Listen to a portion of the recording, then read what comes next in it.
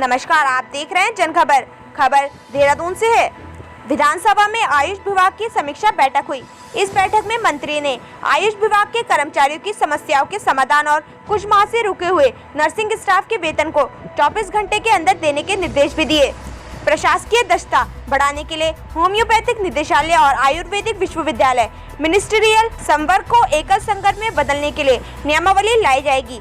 आयुर्वेदिक विभाग में कर्मियों के पेंशन इत्यादि की समस्या के समाधान के लिए प्रस्ताव लाया जाएगा। होम्योपैथिक और आयुर्वेदिक फार्मेसी के रिक्त पद पुराने नियमावली के अनुसार भरे जाएंगे। चतुर्थ श्रेणी के पद आयुर्वेदिक विभाग आउटसोर्सिंग के माध्यम से भरे जाएंगे। पत्रकारों से बातचीत में आयुष मंत्री डॉक्टर हरक सिंह रावत ने कहा कि आयुर्वेदिक विश्वविद्यालय का कार्य केवल डिग्री देना नहीं है, बल्कि शोध और विकास कार्य करना भी है। विश्वविद्यालय प्रशासन से संबंधित प्रकरण पर विश्वविद्यालय अपने स्तर से निर्णय लेगा और आयुर्वेदिक विश्वविद्यालय के पास मौजूद 72 करोड़ के फंड का उपयोग नियमानुसार प्रयोग करेगा। अंतर्राष्ट्रीय आयुर्वेद शोध संस्थान के विकास व अन्य विकास के मद में उपयोग किया जाएगा।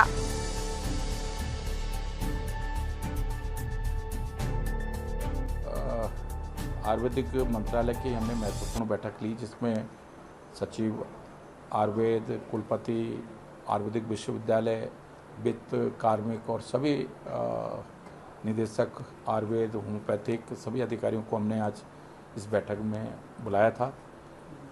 आयुर्वेदिक विश्वविद्यालय के कुछ बहुत मामले इस तरह के थे जिनके बहुत लंबे समय से उनका समाधान नहीं निकल पा रहा था। जो लगभग 30 नर्सिंग स्टाफ की नियुक्ति हुई थी और पिछले 4 महीने से उनको वेतन नहीं मिल पाया था। आज हमने ये निर्णय लिया है कि अगले 24 घंटे के अंदर उनको वेतन निर्गत किया जाएगा, क्योंकि कोरोना महामारी में वो तमाम नर्सिंग स्टाफ ड्यूटी दे रहा है। ये दुर्भाग्य है कि लिपिक के त्रुटि के कारण अब तक उनका वेतन निर्गत नहीं किया गया। इसको सरकार ने गंभीरता से लिया है और 24 घंटे के अंदर उनका वेतन निर्गत करने का निर्णय आज लिया गया। इसी तरह विश्वविद्यालय में जो सिक्योरिटी और जो दूसरी सेवा है उन पर भी विश्वविद्यालय अपने स्तर पर निर्णय लेगा।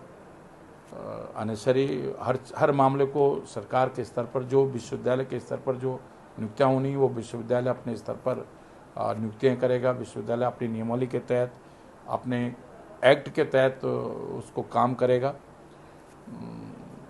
विश्वविद्यालय पास 72 करोड़ के आसपास धनराशि है। पद खाली हैं, चाहे आयुर्वेद में हो चाहे होम्योपैथिक में हो।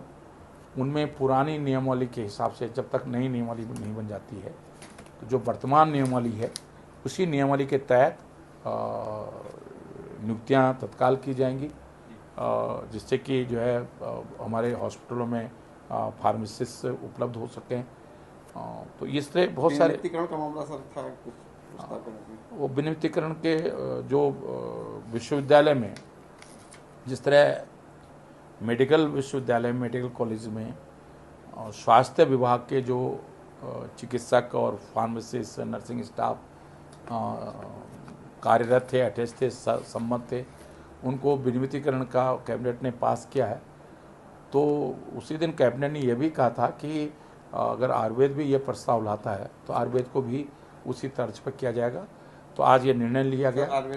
जो आयुर्वेदिक निदेशालय है और होम्योपैथिक निदेशालय है, अलग अलग काडर, निदेशालय का काडर अलग है और क्षेत्र का काडर, फील्ड का काडर अलग है, जबकि बहुत अलग छोटे काडर हैं। तो ये निर्णय हुआ कि इसका एकीकरण किया जाएगा और बहुत जल्दी एकीकरण का प्रस्ताव सरकार के सामने लाकर इसको तत्काल किया जाएगा। इसी तरह जो पेंशन के मामले में